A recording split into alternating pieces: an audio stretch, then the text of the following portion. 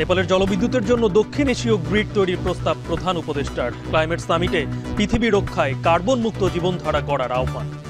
We need to mobilize our intellectual, financial and youth power to lay the foundation of a new civilization. All we need to do is to accept a new lifestyle consistent with the safety of the planet. বিএনপির ভাবনায় শুধুই নির্বাচন, আওয়ামী লীগ নয়, ঠাকুরগাঁওয়ে মির্জা ফখরুল। দীর্ঘমেয়াদী সংস্কারের ভার নির্বাচিত সরকারের, বললেন অর্থ উপদেষ্টা।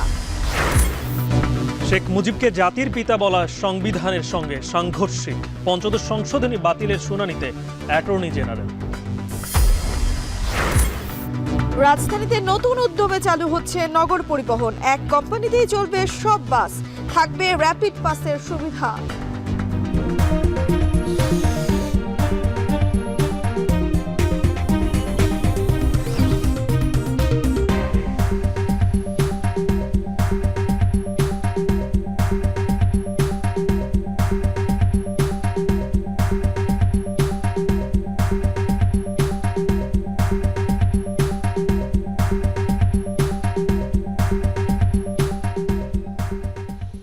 এখন দুপুরের শুরুতে শুনছিলেন শিরোনাম। পুরো আয়োজনের সঙ্গে আছি আমরা দুইজন, আমি গালিব ইবনে রিয়াজ এবং আমি তানজিলা খান মিম।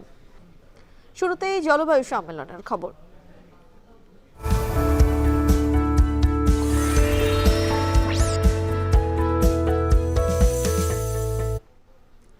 ব্যক্তি স্বার্থ বা অর্থনৈতিক মুনাফার আশা বাদ দিয়ে জলবায়ু সংকট মোকাবিলায় নতুন সংস্কৃতি বিনির্মাণে জোর দিয়েছেন বাংলাদেশের অন্তর্বর্তী সরকারের প্রধান উপদেষ্টা ডক্টর ইউনূস। জাতিসংঘের জলবায়ু সম্মেলনের তৃতীয় দিনে প্রধান উপদেষ্টা বলেন, কার্বন নিঃসরণ ও জীবাশ্ম জ্বালানোর ক্ষতিকর প্রভাব মোকাবিলায় এমন একটি বিজনেস মডেল তৈরি করতে হবে যার উদ্দেশ্য তরুণ উদ্যোক্তাদের মাধ্যমে আর্থসামাজিক সংকট ও পরিবেশ বিপর্যয় বন্ধ করা। পরিবেশের ভারসাম্য রক্ষায় জীবনযাপন পদ্ধতিতেও পরিবর্তন আনা জরুরি বলেও মন্তব্য করেন প্রধান উপদেষ্টা।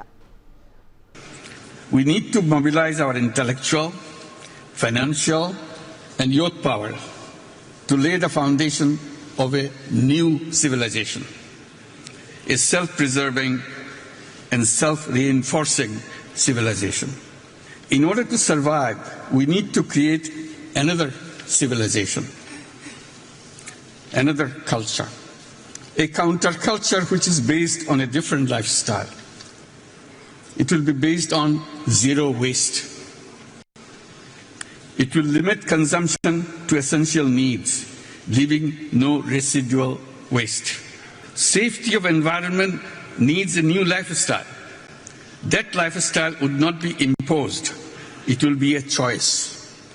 Young people will love that lifestyle as a matter of choice. Each young person will grow up as a 3-0 person. Zero net carbon emissions, zero wealth concentration through building social businesses only, and zero unemployment by turning themselves into entrepreneurs. All we need to do is to accept a new lifestyle consistent with the safety of the planet and all who live on it. Today's generation of youth will do the rest. They love their planet. I hope you'll join me in this dream. If we all dream together, it will happen. জলবায়ু সম্মেলনে world leaders action সামিটে কিছুক্ষণ আগে ভাষণ দিয়ে carbon মুক্ত জীবনধারা গড়ার আহ্বান জানিয়েছেন প্রধান উপদেষ্টা ডক্টর ইউনূস। আজারবাইজানের বাকু থেকে সেই খবর জানাতে আমাদের সঙ্গে সরাসরি যুক্ত হচ্ছেন মাহমুদ রাকিব। রাকিব, প্রধান উপদেষ্টার ভাষণের বিস্তারিত আমাদেরকে জানাবেন, পাশাপাশি সোশ্যাল বিজনেস ফোরামের সাথে বৈঠকের সবশেষ কি তথ্য আছে আপনার কাছে, এবং আর এরপর কোনো কর্মসূচি আছে কিনা প্রধান উপদেষ্টা একটু আমাদেরকে জানাবেন। আজকে দিনব্যাপী কর্মসূচি রয়েছে ডক্টর মোহাম্মদ ইউনূসের এই জলবায়ু সম্মেলনকে কেন্দ্র করে। একটু বলে রাখি, কিছুক্ষণ আগেই তিনি লিডার সামিটে যে বক্তব্য দিয়েছেন, আপনার মাধ্যমে সে বক্তব্যটি দর্শকরাও শুনেছে। আমি যদি মোটা দাগে বলি, তিনি মোট 4টি বিষয়কে ফোকাস করেছেন তার এই বক্তব্যকে। এর মধ্যে একটি হলো তিনি 3টি বিষয়কে শূন্যের কোটায় নামিয়ে আনার কথা বলেছেন, বা ব্যবহারের ক্ষেত্রে শূন্যের কোটায় আনতে বলেছেন। তিনি বলেছেন ফসিল ফুয়েল, এটির ব্যবহার শূন্যতে আনতে বলেছেন। তিনি বলেছেন ব্যক্তিগত যে লাভের আশা বা উনি বলেছেন পার্সোনাল প্রফিট এই শব্দটি ব্যবহার করেছেন সেটি শূন্যতে নামিয়ে আনতে বলেছেন।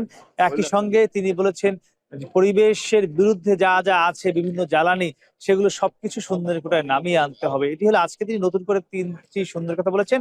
এর বাইরে তিনি যে আরেকটি 3-0 পলিসি বিশ্বের বিভিন্ন সভা সমাবেশে তার যে বক্তব্য ভাষণে বলেন সেটিও কিন্তু তিনি আজকে আবারও বলেছেন যে শূন্য দারিদ্রতা, শূন্য বেকারত্ব এবং শূন্য কার্বন নিঃসরণ এই 3টি ক্ষেত্রেও যদি সবগুলো শূন্যের কোটায় নামিয়ে আনা যায় তাহলে কিন্তু বিশ্বের শুধু পরিবেশের ভারসাম্য না পুরো বিশ্বের যে মানুষের বসবাসের কিংবা জীবন মানের যে একটি উঁচু নিচু পার্থক্য রয়েছে সেই পার্থক্যটিও একদম একই কাতারে আনা সম্ভব বলে তিনি তার বক্তব্যে দাবি করেছেন।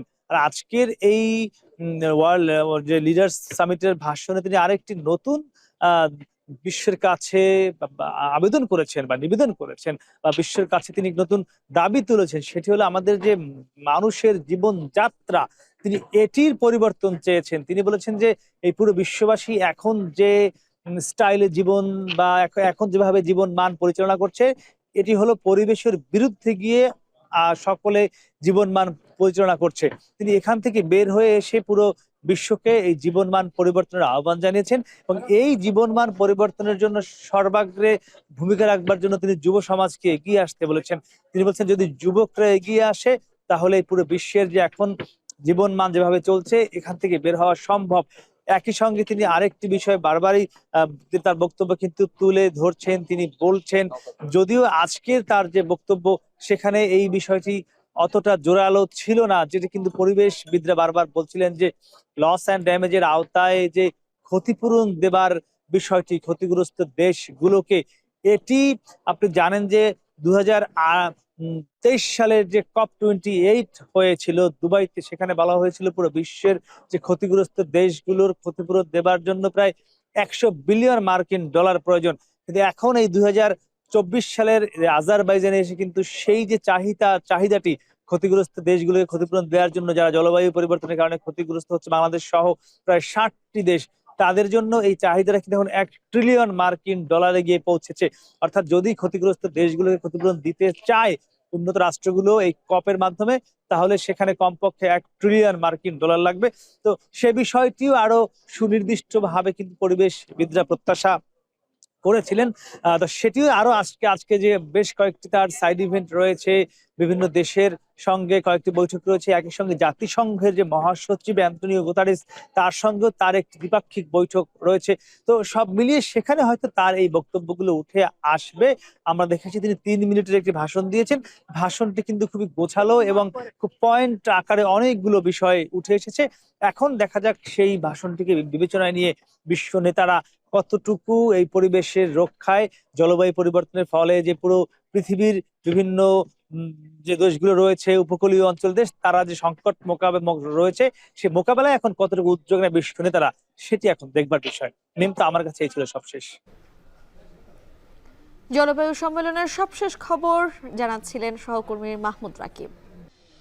রাজনৈতিক দল নিষিদ্ধের দায়িত্ব কোনো দলের নয়, তাই আওয়ামী লীগকে নিয়ে বিএনপির কোনো মাথা ব্যথা নেই বলে মন্তব্য করেছেন বিএনপি মহাসচিব। পাশাপাশি উপদেষ্টা পরিষদ নিয়ে বিতর্ক এড়াতে রাজনৈতিক দলগুলোর সঙ্গে আলোচনারও পরামর্শ দেন তিনি। ঠাকুরগাঁয়ের নিজ বাসভবনে মতবিনিময় ভারতের কঠোর সমালোচনা করে দেশটির বিরুদ্ধে বাংলাদেশের নামে অপপ্রচারের অভিযোগ তোলেন মির্জা ফখরুল। এছাড়া সংখ্যানুপাতিক হারে নির্বাচন সম্ভব নয় জানিয়ে দেন তিনি। ঠাকুরগাঁও থেকে আরো জানাচ্ছেন মোকাররম হোসেন। 5ই আগস্ট ছাত্র জনতার অভ্যুত্থান পরবর্তী বাংলাদেশে সংবিধান সংশোধন সহ রাষ্ট্র সংস্কার নাকি নির্বাচন, এ প্রসঙ্গে যেন দুটি ধারায় বিভক্ত দেশের মূল ধারার রাজনৈতিক দলগুলো। রাজনৈতিক শক্তি, কর্মী বাহিনী কিংবা জনসমর্থন সব সূচকেই এগিয়ে থাকা দল বিএনপি নেতারাও সরব একই ইস্যুতে। এসব প্রসঙ্গে যেন মন খুলেই কথা বললেন বিএনপি মহাসচিব। বুধবার সকালে ঠাকুরগাঁওয়ের নিজ বাসভবনে মহাসচিবের সঙ্গে সাংবাদিকদের আলাপে উঠে আসে বিপ্লব পরবর্তী বাংলাদেশের সংকট ও সমাধানের পথ। একই সঙ্গে বার্তা পাওয়া যায় এমন প্রেক্ষাপটে বিএনপির অবস্থানেরও। মতবিনিময়ের শুরুতেই শেখ হাসিনাকে ফেসিবাদের শীর্ষ নেতা আখ্যা দেন মির্জা ফখরুল। পতিত সরকারের সাবেক প্রধানমন্ত্রী শেখ হাসিনা ভারতে আশ্রয় নেয় দেশটি বাংলাদেশের বিরুদ্ধে নানাভাবে অপপ্রচার ও ষড়যন্ত্র করছে বলে অভিযোগ করেন বিএনপি মহাসচিব। এজন্য জাতিগতভাবে ঐক্যবদ্ধ থাকতে দেশবাসীর প্রতি আহ্বান জানান তিনি। বলেন, কাউকে নিষিদ্ধ করা কোনো দলের কাজ নয়, এ ব্যাপারে সিদ্ধান্ত নেবে দেশের জনগণ ও আগামী সংসদ। ফ্যাসিবাদের যিনি প্রধান হোতা তিনি কিন্তু ভারতে অবস্থান করছেন এবং ভারত কিন্তু আমাদের বিরুদ্ধে একটা প্রচারণা চালিয়ে যাচ্ছে বাংলাদেশের বিরুদ্ধে। এটা বলতে আমার কোনো দ্বিধা নেই। রাজনৈতিক দলগুলো এই আরেকটা রাজনৈতিক দলকে নিষিদ্ধ করার ব্যাপারে আমি মনে করি যে তাদের মতামত দেওয়াটা সমীচীন নয়।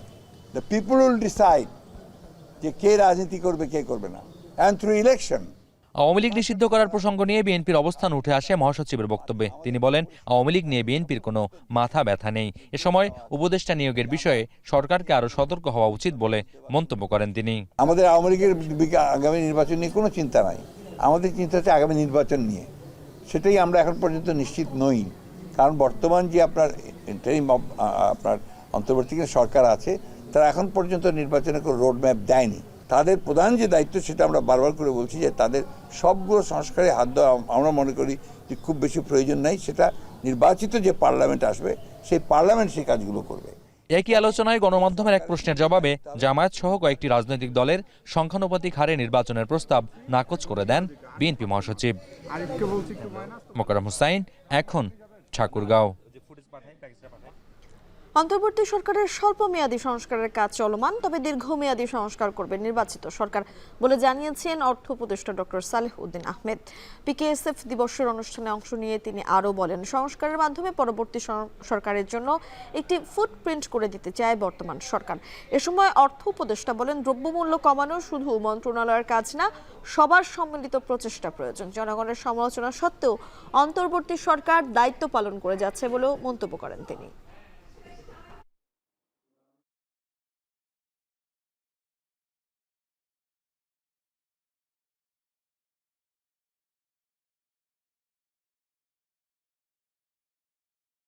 লং টার্ম পলিটিক্যাল সে দেখুন, কিন্তু আমি ওদের বলছি পছন্দ করি না অনেক পলিটিশিয়ান যে আমরা যেগুলো করছি ব্যাংক সেক্টরে আমরা একটা ফুটপ্রিন্ট রেখে যাবো, যে অ্যাটলিস্ট এইটার উপর যে আপনি হাঁটবেন, আমাদের ফুটপ্রিন্টটা মুছে দিয়ে আবার নতুন করে হাঁটবেন, যেটা পলিটিক্যাল গভর্নমেন্টের বেশি। আগে কী করেছে সব রেখে দাও, আমরা নতুন করে শুরু করবো।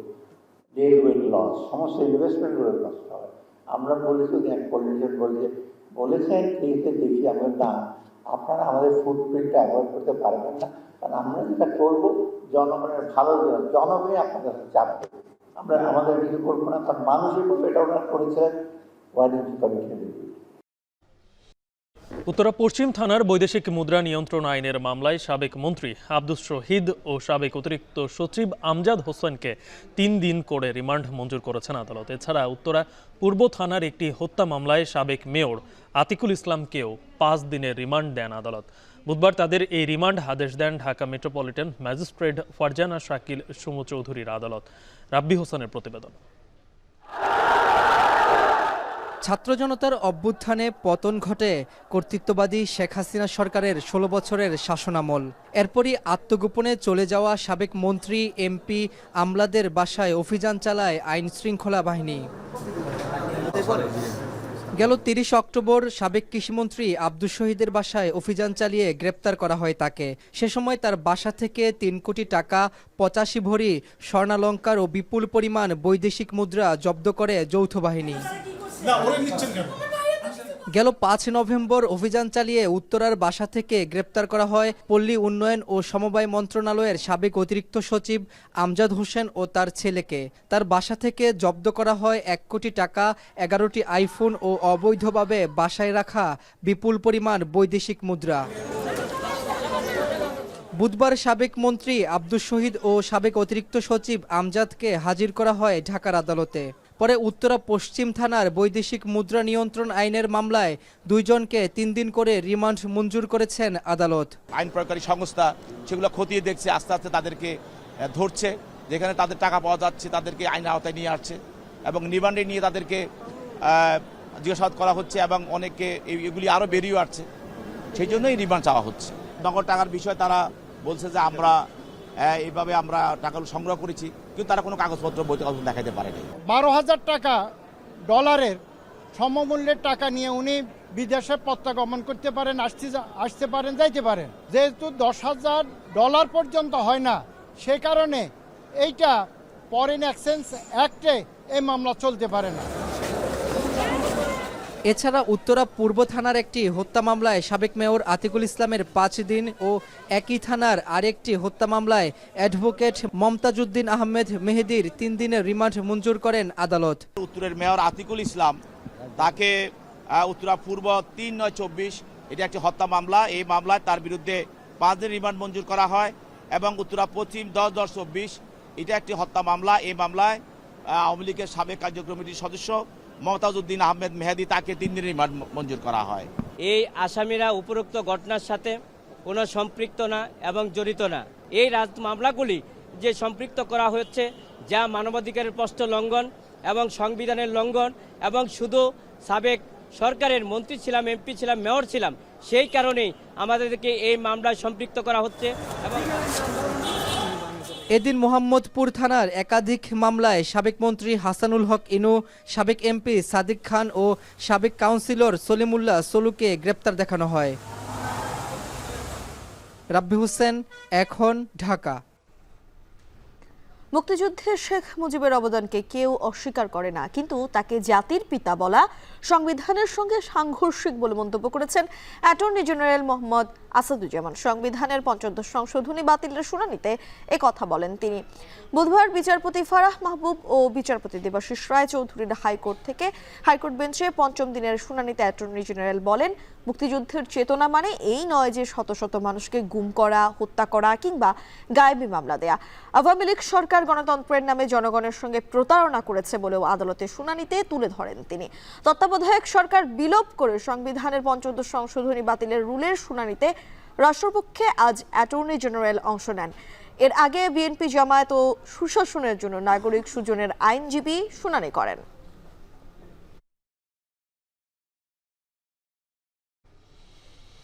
এ বিষয় নিয়ে আরো বিস্তারিত জানাতে হাইকোর্ট থেকে যুক্ত হচ্ছেন সহকর্মী জাহিদ হাসান। জাহিদ, ৫৫ সংশোধনী বাতিলের আজকের শুনানিতে আর কি কি বিষয় উল্লেখ করা হয়েছে এবং শুনানিতে অ্যাটর্নি জেনারেল আর কি কি বলেছেন? ২০১১ সালে এই সংশোধনীটি আনে তৎকালীন আওয়ামী লীগ সরকার। ৫৫ সংশোধনী সংবিধানের এই সংশোধনীতে 3টি বিষয় মোটা দাগে সংযুক্ত করা হয়। সেটির মধ্যে যেটি হচ্ছে, সুপ্রিম কোর্ট যে তত্ত্বাবধায়ক সরকার বাতিল করে দিয়েছিল, সেই রায়টি এই সংশোধনীতে প্রতিস্থাপন করে তত্ত্বাবধায়ক সরকার বিলোপ করা হয়। একই সঙ্গে বঙ্গবন্ধুকে জাতির পিতা হিসাবে এই সংবিধানে সংযুক্ত করা হয় এবং তাকে জাতির পিতা হিসাবে স্বীকৃতি দেওয়া হয়। আর একটি বিষয় হচ্ছে যে নারী সংরক্ষিত যে আসন, সংরক্ষিত যে সংসদ সদস্য আসন জাতীয় সংসদে, সেটি ৪৫ থেকে ৫০ করা হয়। এই 3টি মোটা দাগের সংশোধনী রয়েছে। অন্যান্য বিষয়গুলো রয়েছে, তবে এই 3টি হচ্ছে সবচেয়ে আলোচিত বিষয়। তার মধ্যে তত্ত্বাবধায়ক সরকার ব্যবস্থাটি নিয়ে রাজনৈতিক মহলের মধ্যে নানান রকম আলোচনা সমালোচনা দীর্ঘদিন চলছিল। এর মধ্যে গত ৫ আগস্টে শেখ হাসিনা সরকারের পতনের পরেই এই শেখ হাসিনা সরকারের আমলে যে কয়েকটি সংবিধানের সংশোধনী না হয়েছে, সেগুলো বাতিল করার জন্য হাইকোর্টে কয়েকটি রিট করা হয়। তার মধ্যে ইতিমধ্যে ১৬ সংশোধনীর যে রিভিউ আবেদনটি ছিল, সেটি বাতিল করে দেওয়া হয়েছে। সেই রিভিউ আবেদন খারিজ করার মধ্য দিয়ে আপিল বিভাগ যে ১৬ সংশোধনী বাতিল করে দিয়েছিল, সেটি বহাল হয়ে গেছে। এরপরে ৫৫ সংশোধনীর শুনানি চলছে হাইকোর্টে। সেই শুনানিতে মূলত যেটি দাবি করছেন, বিএনপির আইনজীবীরা শুনানি করেছেন গত 2 সপ্তাহ আগে, জামায়াতের আইনজীবী শুনানি করেছেন, সুনাগরিকের জন্য সুজন যারা মূলত এই রিটটি করেছেন তাদের আইনজীবী শুনানি করেছেন। আজকে অ্যাটর্নি জেনারেল ৫ম দিনের শুনানি করছেন। অ্যাটর্নি জেনারেল যেটি বলছেন যে সংবিধানের যে মূল কাঠামো, তার সঙ্গে তত্ত্বাবধায়ক সরকারের কোনো সমস্যা নেই। তত্ত্বাবধায়ক সরকার ফিরিয়ে আনলে সংবিধানের যে মূল কাঠামো তার সাথে কোনো ধরনের সাংঘর্ষিক হবে না, এবং বঙ্গবন্ধুকে যে জাতির পিতা স্বীকৃতি দেওয়া হয়েছে, এটি তারা বঙ্গবন্ধুর মুক্তিযুদ্ধের অবদান স্বীকার করলো, তারা জাতির পিতা হিসাবে স্বীকার করতে চান না। এটি মূলত অ্যাটর্নি জেনারেলের মূল কথা, এবং এটিকে তিনি বলছেন যে এটি সংবিধানের মূল কনসেপ্টের সাথে সাংঘর্ষিক। যদিও এটি রাষ্ট্রপক্ষে তার বক্তব্য, এখন পর্যন্ত তার বক্তব্যের পক্ষে বা পাল্টা পক্ষ কোনো বক্তব্য আসেনি। তবে অ্যাটর্নি জেনারেল এই দুপুর 2টার বিরতির পরে তিনি আবার শুনানি করবেন। তখন আমরা আরও বিস্তারিত জানতে পারবো যে তিনি আর কোন কোন বিষয়গুলো আজকে তুলে ধরবেন। গালিব, ৫৫ সংশোধনী বাতিলে আজকের শুনানির সর্বশেষ তথ্য জানাচ্ছিলেন সহকর্মী জাহিদ হাসান। ব্যাংকের তারল্য সংকটে বিপাকে খাতুনগঞ্জের ব্যবসায়ীরা নগদ টাকা, চেক বা পে অর্ডার লেনদেন কোনো সেবাই চাহিদা মতো দিতে পারছে না কোনো ব্যাংক। এতে পণ্যের সরবরাহ সংকটের পাশাপাশি প্রতিশ্রুতি ভঙ্গের মতো ঘটনা ঘটছে ক্রেতা বিক্রেতার মাঝে। হচ্ছে বাকবিতণ্ডা, অনেকে টাকা না পেয়ে আগের চেক ফেরত দিয়ে যাচ্ছেন। তারল্য সংকট দীর্ঘায়িত হলে রমজানে ভোগ্যপণ্য আমদানি ব্যাহত হওয়ার শঙ্কা ব্যবসায়ীদের। চট্টগ্রাম থেকে আরও জানাবেন শোয়েব রহমান। খাতুনগঞ্জের খেজুর ব্যবসায়ী মোহাম্মদ জাকের সওদাগর। আমদানি রপ্তানি ছাড়াও দৈনিক লাখ লাখ টাকার লেনদেন করতে হয় এই ব্যবসায়ীকে, যার 90% হয় ব্যাংকে। একাধিক ব্যাংকে রয়েছে তার হিসাব, কিন্তু কয়েকটি ব্যাংকে এখন স্বাভাবিক লেনদেন করতে পারছেন না তিনি। এখন টেলিভিশনের সামনেই এই ব্যবসায়ী ফোন করেন একটি ব্যাংকের ম্যানেজারের কাছে, জানতে চান লেনদেন করতে পারবেন কিনা। জবাবে নিজের অসহায়ত্বের কথা জানান ব্যাংক কর্মকর্তা। 1 লক্ষ টাকা চাইলে সারা মিলে 50,000 টাকার।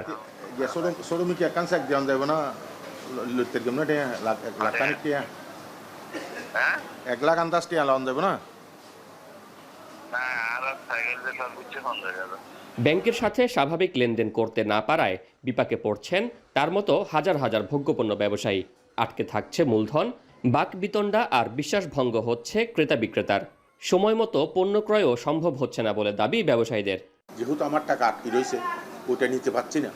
ওদের কাছে প্রথমে ওই ঝগড়াঝাটি করে কিছু 5 লাখ, 2 লাখ, 4 লাখ এরকম করেও কিছু উড়াইয়া যেগুলিতে দিচ্ছে এগুলিতে ঢুকাইছি। এখন আর যেটা বাজি আছে এটা আছে, এগুলো দিয়ে চালাচ্ছি। দেশে সরকারি 6টি ও বেসরকারি 44টি বাণিজ্যিক ব্যাংক রয়েছে। এর মধ্যে 10 থেকে 11টি ব্যাংকের সাথে লেনদেনে ঢুকছেন ব্যবসায়ীরা। চরম তারল্য সংকটের কারণে আগামী রমজানের বাজার কেমন হবে তা নিয়ে শঙ্কায় ব্যবসায়ীরা। আস্থা ফেরাতে না পারলে আমদানি রপ্তানি বাণিজ্যেও প্রভাব পড়ার শঙ্কা তাদের। ব্যবসায়ীরা যদি ওই রমজানের আগে যদি ব্যবসায়ীর প্রস্তুতি গ্রহণ করতে না পারেন, তাহলে সেক্ষেত্রে আমার মনে হয় যে পণ্যের ঘাটতি দেখার সম্ভাবনা রয়েছে। চাকতাই খাতুনগঞ্জ মিলিয়ে ছোট বড় প্রায় 3,500 আড়ত ও ব্যবসা প্রতিষ্ঠান রয়েছে। প্রতিদিন এখানে লেনদেন ছাড়িয়ে যায় 1,500 কোটি টাকা। এর মধ্যে নির্দিষ্ট কিছু ব্যাংকের চেক বা পে অর্ডার নিতে চায় না কেউ। টাকা না পেয়ে আগের দেওয়া চেকও ফেরত দিচ্ছে কেউ। এতে বিপাকে পড়ছেন সবাই। ব্যাংক সেক্টরগুলো যদি আবার আগের মতো কাজ করতে পারে, তাহলে আমরা সহজেই ব্যবসাটা এগিয়ে নিয়ে যেতে পারবো। তারল্য সংকট সহসায় দূর না হলে রমজানে ভোগ্যপণ্যের সরবরাহে ঘাটতি হতে পারে বলে শঙ্কা ব্যবসায়ীদের। তাই প্রয়োজনে সরকারকেও ভোগ্যপণ্য আমদানি করে বাজার সহনীয় রাখার পরামর্শ ব্যবসায়ীদের। শোয়েব রহমান, এখন চট্টগ্রাম। প্রথমবারের মতো নিজস্ব অর্থে জাহাজ কিনতে যাচ্ছে বাংলাদেশ শিপিং কর্পোরেশন বিএসসি। প্রায় 800 কোটি টাকা ব্যয়ে 6 মাসের মধ্যে 2টি বাল্ক কার্গো কিনতে চায় রাষ্ট্রীয় এই জাহাজ কোম্পানি। সরকারিভাবে জাহাজ কিনতে দীর্ঘ সময় লাগায় বহরের আকার বাড়িয়ে মুনাফার ধারাবাহিকতা বজায় রাখতেই এই সিদ্ধান্ত।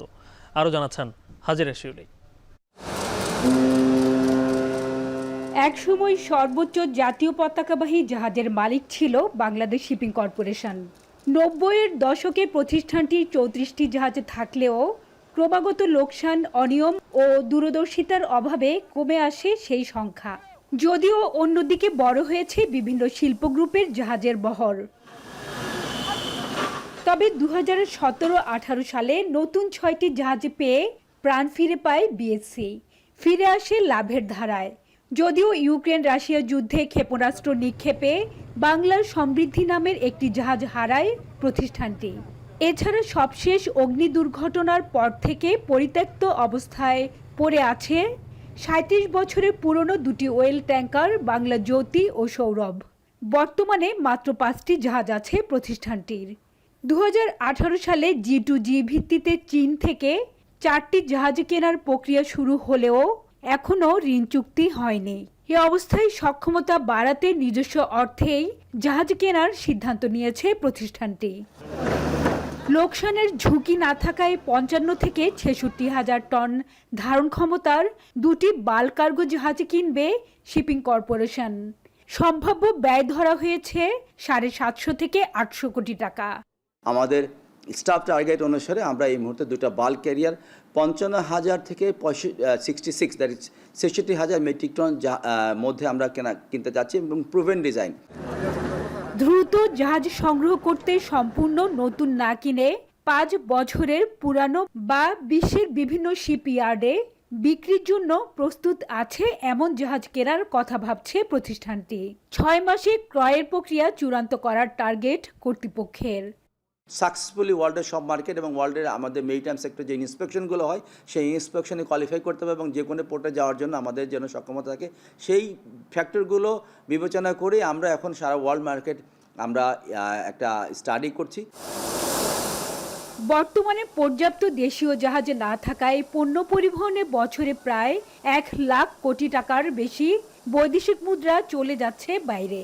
এ অবস্থায় জাহাজের ভাড়া সাশ্রয় ও নাবিকদের চাকরির সুযোগ বাড়াতে দেশীয় জাহাজের সংখ্যা বাড়ানোর দিকে জোর দিচ্ছেন সংশ্লিষ্টরা।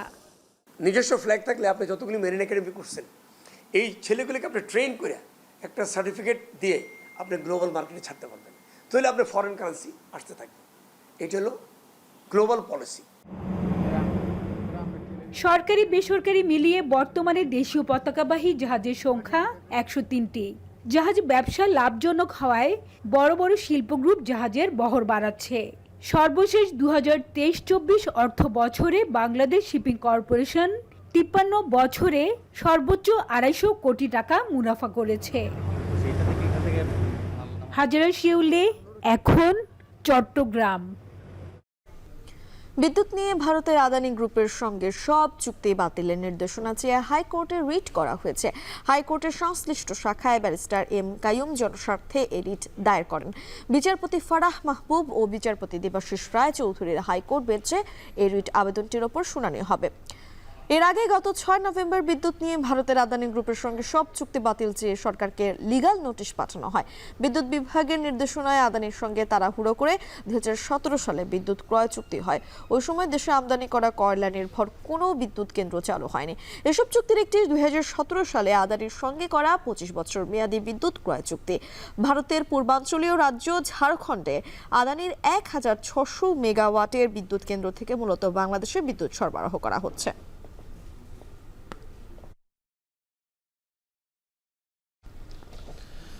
সব নাগরিকের জন্য নির্বিচ্ছিন্ন ও আধুনিক নির্ভরযোগ্য ভূমি উন্নয়ন কর পরিশোধে অনলাইন সেবা চালু হলো। রাজধানীর তেজগাঁয়ে উদ্বোধন করেন ভূমি মন্ত্রণালয়ের উপদেষ্টা AKM হাসান আরিফ। বলেন, নাগরিক সচেতনতা বাড়াতে ভবিষ্যৎ পরিকল্পনা রয়েছে সরকারের।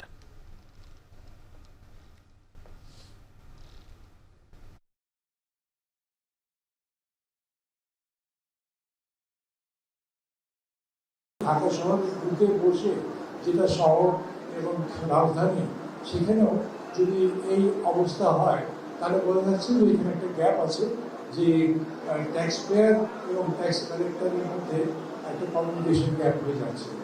এই ব্যাপারে আমার মনে হয় যে আমরা মন্ত্রণালয় থেকে বিভিন্ন পদক্ষেপ নেওয়া যেতে পারে। রাজধানীর পুরান ঢাকায় নিষিদ্ধ পলিথিন উৎপাদনকারীদের বিরুদ্ধে বিশেষ অভিযান পরিচালনা করেছে পরিবেশ অধিদপ্তর।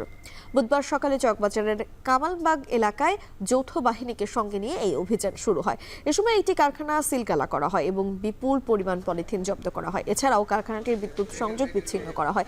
দিনভর অভিযান পরিচালনার কথা থাকলেও এক পর্যায়ে স্থানীয় শ্রমিকদের তোপের মুখে তা বন্ধ করে দেয় পরিবেশ অধিদপ্তরের কর্মকর্তারা।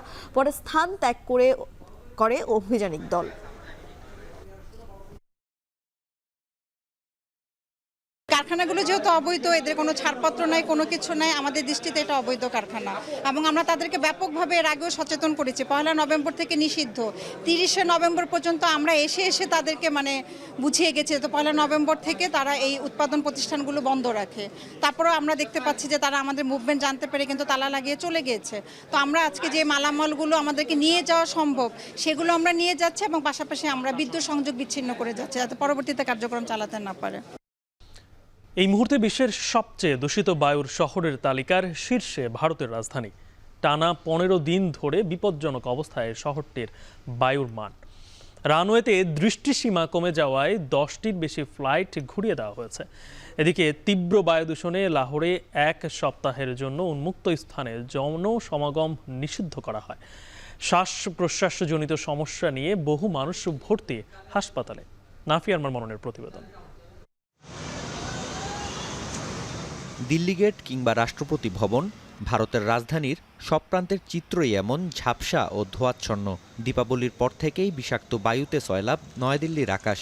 টানা 15 দিন ধরে একিউআই সূচকে রাজধানীর বেশ কিছু অঞ্চলে বায়ুমান ঘোরাফেরা করছে 400-র আশেপাশে। বুধবার যা 500-র ঘর ছাড়িয়ে যায়। রানওয়ে পরিষ্কারভাবে না দেখা যাওয়ায় দিল্লি থেকে ডাইভার্ট করা হয়েছে বেশ কিছু ফ্লাইট। ইন্দিরা গান্ধী এয়ারপোর্টে রানওয়ে ভিজিবিলিটি নেমে এসেছে মাত্র 150 মিটারে। দিন দিন গ্যাস চেম্বারে পরিণত হতে থাকা রাজধানীর এই করুণ পরিণতি নিয়ে উদ্বিগ্ন বাসিন্দারা।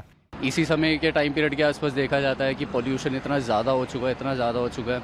यहाँ पर आप पीछे देख सकते हैं, पहले के टाइम पर हम लोग बचपन में यहाँ पर आया करते थे, यहाँ से क्लियरली राष्ट्रपति भवन दिखा करता था। अभी वो भी विजिबल नहीं है जस्ट बिकॉज ऑफ पोल्यूशन से जी बहुत दिक्कत है। जैसे आँखों में जलन होती है हमारे ऑटो जब हम चलाते हैं, कभी कभार नाक से पानी आ जाता है, कभी गले में खराश, सीने में दर्द, जिससे हमें काफ़ी दिक्कतें होती हैं। ক্লাউড সিডিংয়ের মাধ্যমে গেল বছর বায়ু দূষণ কমিয়ে আনার চিন্তা করা হলেও আবহাওয়া অনুকূলে না থাকায় ভেস্তে যায় পরিকল্পনা। পরিস্থিতি নিয়ন্ত্রণে আনতে কেন্দ্র ও রাজ্য সরকারকে সমন্বয় করার আহ্বান সাধারণ জনগণের। এদিকে দিল্লির সঙ্গে যেন পাল্লা দিয়ে বায়ু দূষণ বেড়েছে পাকিস্তানের লাহোরে। গেল সপ্তাহে শহরটিতে একিউআই সূচকে বায়ুমান 1700 ছাড়িয়ে যায়। গত কয়েকদিনে কিছুটা উন্নতি হলেও শ্বাস প্রশ্বাসজনিত সমস্যায় এখনও বহু মানুষ হাসপাতালে। এ অবস্থায় 17 তারিখ পর্যন্ত লাহোরের উন্মুক্ত স্থানে জনসমাগম নিষিদ্ধ রয়েছে। দোকানপাট ও শপিং মল বন্ধ করতে হচ্ছে রাত 8টার মধ্যে। পাশাপাশি বন্ধ রয়েছে সব শিক্ষা প্রতিষ্ঠান। To think that you can answer a countrywide regional public health emergency by shutting down tikkas on a number of streets around Simla Pahari, to think you can do that is living in fantasy land. So no, these type of lockdowns won't work. Climate action সেন্টারের প্রতিবেদন বলছে লাহোরের 80% বায়ু দূষণের জন্য দায়ী যানবাহনে ব্যবহৃত পেট্রোল ও ডিজেলের নিঃসরণ। পাকিস্তানে প্রতি বছর বায়ু দূষণের প্রভাবে প্রাণ হারান 1 লাখ মানুষ। নাফি আরমান মনন, এখন বিশ্ব। জাতীয় সাঁতার প্রতিযোগিতায় ফেডারেশন থেকে খেলোয়াড়দের একদিনের জন্য বরাদ্দ মাত্র 350 টাকা, যে কারণে অস্বাস্থ্যকর খাবার খেতে বাধ্য হচ্ছেন সাঁতারুরা। এ প্রসঙ্গে নানা অজুহাত দিয়ে দায় এড়াতে চেয়েছেন ভারপ্রাপ্ত সাধারণ সম্পাদক সেলিম মিয়া। আরো জানাবেন শরীফ রওশন। মিরপুরের জাতীয় সুইমিং কমপ্লেক্সে সাঁতারুদের স্বপ্ন পূরণে নিরলস পরিশ্রম। কে কত কম সময়ে লক্ষ্যে পৌঁছাতে পারে সেদিকেই দৃষ্টি প্রতিযোগীদের। 200 meter freestyle, 200 meter butterfly এবং 50 মিটার ব্যাক স্ট্রোক সহ সাঁতারের অন্যান্য ক্যাটাগরিতে শক্তি খরচ হয় দ্বিগুণ। সাঁতারুদের শরীরের এই ঘাটতি পূরণে সিনিয়র পর্যায়ে জাতীয় প্রতিযোগিতায় কি ব্যবস্থা রেখেছে সাঁতার ফেডারেশন, তাতে কি সন্তুষ্ট সাঁতারুরা? যে হেলদি খাবার দরকার হয় এখানে, তো হেলদি খাবার আমরা বিকেএসপিতে যেমন খাবার পাই, ন্যাশনাল ক্যাম্পে যাই কিন্তু এরকম হেলদি খাবার পাই না। অনেক হোটেল আছে যেগুলোতে ভেজাল দেয়, তারপর আপনার সেরকম খাবারের কোনো উন্নত থাকে না, মান থাকে না। তো সেক্ষেত্রে আমাদের যদি পার্সোনাল ব্যক্তিগত খাবার দেয়, সেটা হাতে রান্না করা থাকে, আর এটাতে অনেক বেশি ক্যালোরি আর অনেক বেশি ভেজাল ছাড়া থাকে, ভেজাল মুক্ত, যেটা নির্ধারিত একটা বাজেট দেওয়া থাকে। ওই বাজেটের বাইরে কিছু করতে গেলে অন্য শর্ট পড়ে যাবে। যে বাজেট একটু বাড়িয়ে দিয়ে দিলে আমরা কি করব, নিজের শারীরিক ব্যবস্থা অনুসারে আমরা খাইতে পারবো। প্রতিযোগীদের এমন উত্তরে প্রশ্ন ছিল ফেডারেশনের ভারপ্রাপ্ত সাধারণ সম্পাদকের কাছে। ক্যাম্পিংটা পর্যন্ত এখানে আমরা করতে পারতেছি না, সেটা বিগ স্পিনে আমরা করতেছি, শুধু গ্যাসের কারণে, গ্যাস কাটা আছে। তো সেই ক্ষেত্রে এখনও আমরা কখনো মনে করে খাওয়ার ব্যবস্থার এই ভাবনা করতে পারি না। 700 মানুষের খাবার আয়োজন করলে আমরা গেম জ্বালাবো কখন, সেই জন্য আমরা টাকাটা পেড করে দেওয়া হয়। 350 টাকা দিই। এটা আমাদের আবদার করছে যে যারা এই সেট টাইমিংয়ে আসবে তাদের জন্য কিছু বাড়ানোর জন্য, সেটা আমাদের কমিটি বসে আলোচনা করে আমরা হয়তো এটা বাড়ানোর চেষ্টা করবো ইনশাল্লাহ। ইলেকট্রনিক স্কোরবোর্ড না থাকার অভিযোগ দীর্ঘদিনের। এখন সাঁতারুরা অস্বাস্থ্যকর খাবার খেতে বাধ্য হওয়ায় বিতর্কে জড়িয়েছে ফেডারেশন। এই সব প্রতিবন্ধকতা মোকাবিলা করেও বেশ কয়েকটি রেকর্ড করেছে দেশের সাঁতারুরা। শরীফ রওশন, এখন, ঢাকা। ফিফা ফ্রেন্ডলি ম্যাচে আগামীকাল সন্ধ্যা 6টায় মালদ্বীপের বিপক্ষে মাঠে নামে বাংলাদেশ। কিংস আরেনায় মাঠে নামার আগে দুই দলই জয় নিয়ে আশাবাদী। আরও জানাচ্ছেন আরিফুল ইসলাম সাহাব। আবারও বাংলাদেশ বাংলাদেশ স্লোগানে মুখরিত হবার অপেক্ষায় কিংস আরেনা। বাংলাদেশ ফুটবল দল সন্ধ্যা 6টায় দুটি ফিফা প্রীতি ম্যাচের প্রথম ম্যাচে মুখোমুখি হবে মালদ্বীপের। সম্প্রতি র্যাঙ্কিংয়ে 22 ধাপ এগিয়ে থাকা মালদ্বীপকে সর্বশেষ দেখায় 2-1 গোলে হারিয়েছিল তপু বর্মনরা। কিংস অ্যারেনায় আবারও তার পুনরাবৃত্তির লক্ষ্যে কঠোর অনুশীলন সেরেছে হ্যাভিয়ের কাবরেরার দল। গত নভেম্বরের পর প্রায় 1 বছর আন্তর্জাতিক ম্যাচ খেলেনি মালদ্বীপ, এমনকি মাঠে গড়ায়নি তাদের ঘরোয়া লিগও। তারপরেও আত্মবিশ্বাসী মালদ্বীপ কোচ আলী সুজেইন দলের প্রস্তুতি নিয়েও সন্তুষ্টি ঝরল তার কণ্ঠে। I hope with my players, because as you know, Maldives has very fast, talented striking players.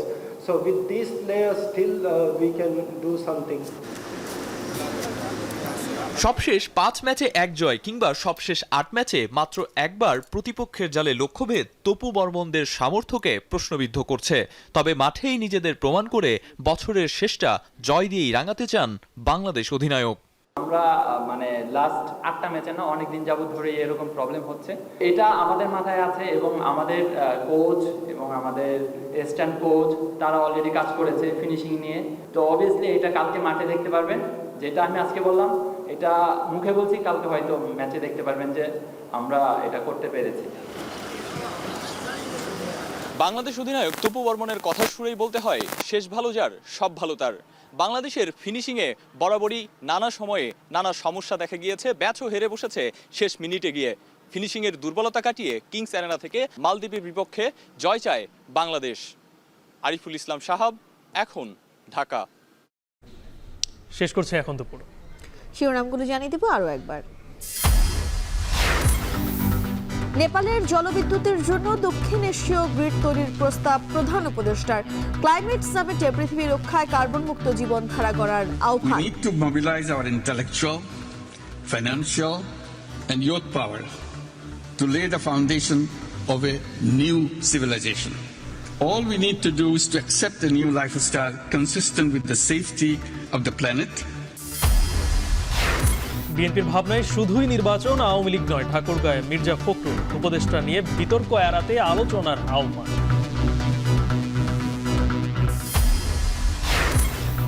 Sheikh মুজিবকে জাতির পিতা বলা সংবিধানের সঙ্গে সাংঘর্ষিক। পঞ্চদশ সংশোধনী বাতিলের শুনানিতে অ্যাটর্নি জেনারেল। এবং রাজধানীতে নতুন উদ্যমে চালু হচ্ছে নগর পরিবহন। এক কোম্পানিতে চলবে সব বাস, থাকবে র্যাপিড পাসের সুবিধা।